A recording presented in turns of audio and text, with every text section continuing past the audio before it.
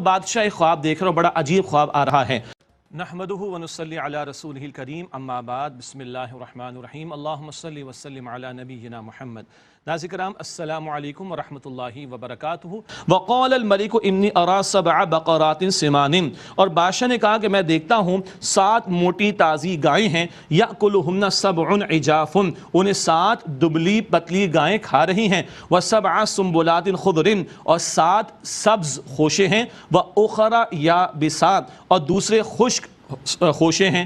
یا ایھا الملأ افتونی فی رؤیای ان کنتم لرؤیا تعبرون، اے سرداروں مجھے خواب کی تعبیر تو بتا دو میرے خواب کی، اگر تم اے میرے سرداروں میرے خواب کی مجھے تعبیر تو بتا دو، اگر تم خواب کی تعبیر دینے والے ہو، بتا سکتے ہو تو بتاؤ۔ قالوا اضغاث احلام، ان لوگوں نے کہا یہ تو پریشان خواب ہے، ہمیں تو سمجھ نہیں آ رہا، ہم تو کنفیوز ہو گئے۔ وما نحن بتأویل الاحلام بعالمین، اور ہم ایسے خوابوں کی تعبیر جاننے والے نہیں ہیں، ہمیں تو پتہ نہیں کیا خواب ہے۔ وقال الذی نجا منہما وادکر بعد امۃ انا انبئکم بتأویلہ فارسلون، اور وہ جو ان دونوں میں سے بچا تھا شراب کشید کرنے والا، اور اسے ایک مدت کے بعد یاد آیا، اس سے کہا کہ میں تمہیں اس کی تعبیر بتاؤں گا، بس تم مجھے بھیج دو۔ اب یہ جائے گا یوسف علیہ السلام کے پاس، کیا تعبیر آئے گی وہ بتائیں گے آپ کو انشاءاللہ ایک وقفے کے بعد۔ سلسلہ یوسف ایھا الصدیق، اے یوسف اے بڑے سچے، 7 سال ہو چکے ہیں، کوئی توبہ، کوئی معافی تلافی، کوئی اظہار کہ میں بھول گیا، کوئی ایکسیپٹنس آف دی مسٹیک، کچھ نہیں، سیدھا آ کے اتنا ضرور کا اے صدیق اے بڑے سچے، اے یوسف افتنا فی 7 بقرات سمان یأکلہن سبع عجاف، ہمیں تعبیر تو بتا دو 7 موٹی تازی گایوں کو کھا رہی ہیں 7 دبلی پتلی گائیں، وسبع سنبلات خضر واخر یابسات، اور 7 خوشے سبز ہیں اور دوسرے 7 وہ خشک ہیں۔ لعلی ارجع الی الناس، تاکہ میں لوگوں کے پاس لوٹ کر جاؤں، لعلہم یعلمون، شاید کہ وہ جان لیں کہ یہ کیا معاملہ ہے۔ جی یہ ڈائریکٹ اس نے بات کی۔ بہت سے لوگوں کو آپ دیکھیں گے احسان فراموش بھی ہوتے ہیں، اور جب ذرا گوٹ پھنسی تو پھر واپس آتے ہیں، پھر جا کے جو ہے وہ باتیں کرنا شروع کر دیتے ہیں۔ خیر چھوڑیں، ہم جیسے کمزور لوگ ہوں تو پہلے تو 10 سنائے اس کو نا کہ تجھے میں یاد نہیں رہا، تو نے احسان فراموشی کی، کچھ نہیں۔ پیغمبر نے کوئی شکوہ شکایت نہیں کیا، خواب کی تعبیر بھی بتائی، اللہ اکبر، بہت بڑا ایک معاملہ پیش آنے والا ہے قحط کا، اس کے بارے میں بھی بتایا، اس سے نمٹنا کیسے ہے وہ بھی بتایا، اور آئندہ حالات بہتر ہو جائیں گے وہ خوشخبری بھی بتا دی، سب کچھ بتا دیا پیغمبر یوسف علیہ السلام نے۔ قال تزرعون 7 سنین دأبا، انہوں نے فرمایا کہ تم 7 سال لگاتار کھیتی باڑی کرو گے۔ فما حصدتم فذروه في سنبله الا قليلا مما تأكلون، پھر جو تم کاٹو تو اسے اس کے خوشے میں چھوڑ دو، مگر تھوڑا جتنا تم اس میں سے کھا لو۔ یہ بہت بہترین تدبیر ہے اسٹاک کو محفوظ رکھنے کے اعتبار سے کہ اناج وغیرہ کو خوشے میں ہی رکھ کر پرزرو کر لیا جائے، مگر جتنا تھوڑا تم اس میں سے کھا لو۔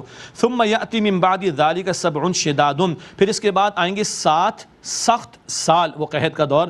یأکلن ما قدمتم لہن، وہ کھا جائیں گے جو تم نے ان کے لیے بچا کر رکھا ہوگا، وہ جو تم روک کے رکھو گے اور بچا کر رکھو گے وہ ایک قحط کے دور میں استعمال ہونا ہے۔ الا قلیلا مما تحسنون، سوائے اس کے جو تم تھوڑا بچاؤ گے، وہ جو تھوڑا بچاؤ گے وہ آگے کام آئے گا، ری پروڈکشن کے لیے یا دوبارہ کاشت کرنے کے لیے وہ دانے کام آ جائیں گے۔ خیر اس میں بڑی گہری باتیں بھی ہیں اور زراعت کے اعتبار سے بڑی تدابیر بھی ہیں، ان کی تفصیل کا یہاں پر موقع نہیں، اور نہ ہم یہ ایکسپرٹ ہیں اس فیلڈ کے، لیکن بہت بڑی رہنمائی یہاں پر میسر آئی ہے۔ ثم یاتی من بعد ذلک عام فیہ یغاث الناس وفیہ یعصرون، پھر اس کے بعد ایک سال آئے گا، اس میں لوگوں پر بارش برسائی جائے گی اور وہ اس میں رس کو نچوڑیں گے، خوب اس کے بعد فصل اگنا شروع ہو جائے گی۔ تدبیر بھی بتائی، تعبیر بھی بتائی، خوشخبری بھی سنائی، اور کوئی شکوہ شکایت نہیں کیا۔ یہ بندہ واپس آیا۔ وقال الملک ائتونی بہ، اور بادشاہ نے کہا اسے میرے پاس لاؤ۔ دیکھیے قرآن زیادہ تفصیلات میں نہیں جا رہا، مناظر فوراً بدل رہے۔ اب یہ تعبیر لے کر ادھر آیا، بادشاہ کو سمجھ آ گئی کہ بڑا ہی صاحب علم ہے۔ بادشاہ نے کہا وقال الملک ائتونی بہ، اور بادشاہ نے کہا اسے میرے پاس لے آؤ۔ فلما جاءہ الرسول قال ارجع الی ربک، پس جب قاصد آیا ان کے پاس یوسف علیہ السلام کے پاس تو انہوں نے فرمایا کہ اپنے مالک کے پاس لوٹ کر جاؤ۔ فَاسْأَلْهُ مَا بَالُ النِّسْوَةِ اللَّاتِي قَطَّعْنَ أَيْدِيَهُنَّ، اور اس سے پوچھو کہ ان عورتوں کا کیا حال ہے جنہوں نے اپنے ہاتھ کاٹ ڈالے تھے۔ إِنَّ رَبِّي بِكَيْدِهِنَّ عَلِيمٌ، بے شک میرا رب ان کے فریب سے خوب واقف ہے۔ ذرا وہ چیک تو کرو، جو مجھ پر الزام بھی لگا تھا، مجھے قید خانے میں ڈالا گیا تھا، پھر وہ عورتوں کے فریب کا معاملہ کیا ہوا؟ بادشاہ تک بات پہنچی، بڑے گھرانوں کی بیگمات تھیں، فوراً ان کو کال کر لیا گیا ہوگا، فوراً بلا لیا گیا۔ یہ وی آئی پیز کے معاملات بیان ہو رہے ہیں، توجہ کیجیے گا انورٹڈ کاما میں۔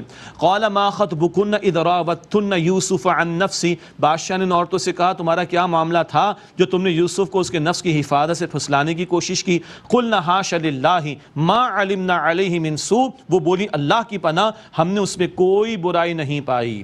یہ حضرت یوسف علیہ السلام کی عفت کی ایک اور دلیل سامنے آگئی۔ ساری عورتوں نے پکار کے کہا ہم نے کوئی برائی نہیں پائی۔ قالت امرأۃ العزیز الآن حس الحق، اس عزیز مصر کی عورت بھی بولی، اس کی بیوی بھی بولی اب تو حقیقت ظاہر ہو گئی، انا راودتہ عن نفسہ، میں نے ہی اس کو اس کے نفس کی حفاظت سے پھسلانے کی کوشش کی تھی، وانہ لمن الصادقین، اور بے شک وہ سچوں میں سے ہے۔ آپ غور کیجئے گا اس صورت میں جیسے جیسے ہم آگے بڑھ رہے ہیں نا تو کردار جو برے بیان ہوئے تھے ان کا اینڈ اچھا ہوتا چلا جا رہا ہے۔ عورتوں نے بھی اپنے فریب کا اعتراف کر لیا، عزیز مصر کی بیوی نے بھی اعتراف کر لیا، اور سیدنا یوسف علیہ السلام کی پاکیزگی کا اعلان ہو گیا، اور سیدنا یوسف نے قید سے باہر آنا پسند نہیں کیا جب تک کہ کلیئرٹی نہ ہو جائے۔ اللہ اکبر کبیرہ، کیوں؟ آگے بڑا منصب ملنے والا تھا، اور بڑے منصب پر کوئی فائز ہو رہا ہو اور اس پر کوئی الزام موجود ہو تو یہ کیا بات ہوئی؟ یہ تو آج ہم اپنے دور میں دیکھ رہے ہیں، بڑے بڑے جھوٹے، بدماش، چور، ڈاکو قسم کے لوگ وہ قوموں پر مسلط ہو جاتے ہیں، پوری قوم کے ذمہ دار بن جاتے ہیں۔ یہ آج ہمارا حال ہے، اور پیغمبر کیا سکھا رہے ہیں؟ پہلے اپنے دامن کو پاک کرواؤ جو الزام لگا ہوا ہے، پھر ذمہ داری ان کو عطا ہونی ہے۔ وہ ذکر آگے چل کر آیا چاہتا ہے۔ ذالک لیعلم انی لم اخنہ بالغیب، یہ اس لیے ہے کہ تاکہ وہ جان لے کہ میں نے اس کے پیٹھ پیچھے کوئی خیانت نہیں کی، وان اللہ لا یہدی کید الخائنین، اور بے شک اللہ تعالیٰ خیانت کرنے والوں کے فریب کو چلنے نہیں دیتا۔ اس آیت کریمہ میں مفسرین میں دو آراء ہیں، ایک تو یہ کہ یہ اس عورت کا ہی قول ہے کہ میں نے اس کے پیٹھ پیچھے خیانت نہیں کی، اب میں نے صفائی پیش کر دی، ایک رائے تو ہو بھی سکتا ہے بالکل کہ اس عورت کا قول ہو، یوسف علیہ السلام کا اتنا عظیم کردار کی عورت بھی متاثر بالآخر ہو ہی گئی اور اعتراف کر لیا اس نے، اور ایک رائے کہ نہیں یوسف علیہ السلام کا قول ہے کہ وہ عزیز مصر جان لے کہ اس کی غیر موجودگی میں نے کوئی خیانت کا معاملہ نہیں کیا۔ یہ دونوں آراء مفسرین نے بیان فرمائی ہیں۔ پارہ نمبر 13 کا آغاز ہو رہا ہے، وما ابرئ نفسی، اور میں اپنے نفس کو پاک نہیں کہتا، ان النفس لامارۃ بالسوء الا ما رحم ربی، بے شک نفس تو برائی کی شدید دعوت دیتا ہے مگر وہ کہ جس پر میرے رب نے رحم فرمایا، ان ربی غفور الرحیم، بے شک میرا رب بہت بخشنے والا نہایت رحم فرمانے والا ہے۔ عفت کی پاکیزگی کی باتیں ہو رہی ہیں، سمجھایا جا رہا ہے نفس کے اندر شرارت کا عنصر تو ہے، برائی کی دعوت دیتا ہے، کون بچے گا جس پر اللہ تعالی رحم فرمائے۔ یوسف علیہ السلام نے بڑی پیاری دعا بھی ہمیں سکھا دی اور ایک عاجزانہ رویہ بھی ہمارے سامنے آ گیا، تو اللہ ہی کی جناب میں ہمیں پلٹنا چاہیے، اپنے نفوس کے تزکیے کے لیے اللہ سے ہی دعا کرنی چاہیے، اور شرور و فتنوں سے بچنے کے لیے اللہ ہی سے مدد مانگنی چاہیے۔ ان ربی غفور الرحیم، بے شک میرا رب بہت بخشنے والا نہایت رحم فرمانے والا ہے۔ وقال الملک ائتونی بہ استخلصہ لنفسی، اور بادشاہ نے کہا اسے میرے پاس لے آؤ تاکہ میں اس کو اپنے لیے خاص کر لوں، بڑا منصب کوئی دینے لگا ہے بادشاہ۔ فلما کلمہ، پھر جب بادشاہ نے ان سے بات کی، قال انک اليوم لدینا مکین امین، تو بادشاہ نے کہا کہ آج سے تم ہمارے پاس بڑے باوقار ہو اور صاحب اعتبار ہو۔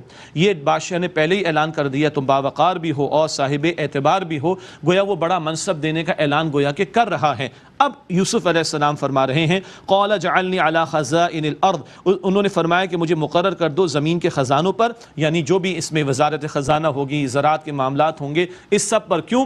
بہت بڑا قحط آنے والا ہے، اور یوسف علیہ السلام اللہ کے پیغمبر، ان کو پتہ ہے ان لوگوں کے بس کی بات نہیں کہ اس کو یہ ٹیکل کر سکیں، تو پیغمبر فرما رہے ہیں کہ مجھے زمین کے خزانوں پر متعین کر دو اور مقرر کر دو، انی حفیظ علیم، بے شک میں حفیظ ہوں، حفاظت کرنے والا، علیم و علم رکھنے والا، نالج بھی ہے اور میرے پاس اسٹرینتھ بھی ہے کہ میں ان سارے معاملات کو صحیح طرح لے کے چل سکوں۔ اصول یہ بتایا گیا ہے، ویسے تو خود سے کوئی منصب مانگے اللہ کے رسول علیہ السلام نے منع فرمایا کہ پسندیدہ نہیں ہے، یہاں تو بادشاہ پہلے ہی اعلان کر چکا تو یوسف علیہ السلام نے ذکر کیا، اور ایک اصول اہل علم نے بیان فرمایا، کبھی کوئی ایسی ہنگامی صورتحال آ جائے، کوئی پرابلم آ جائے، کوئی مشکل پیش آ جائے، اور ایک بندہ سمجھتا ہے کہ انشاءاللہ میں اس کو ٹیکل کر لوں گا، تو مخلوق خدا کی خدمت اور فائدے کے لیے اس کو اپنے آپ کو آگے بڑھ کر پیش کر دینا چاہیے، مگر اس میں اسٹرینتھ اور صلاحیت ہونی چاہیے۔ یہ بہت اہم کوالٹیز ہیں، کسی کو اسائنمنٹ دینے کے اعتبار سے بھی، کسی کو ذمہ داری دینے کے اعتبار سے بھی، منصب دینے کے اعتبار سے بھی۔ انی حفیظ علیم، بے شک میں بہت حفاظت کرنے والا، خوب علم رکھنے والا ہوں۔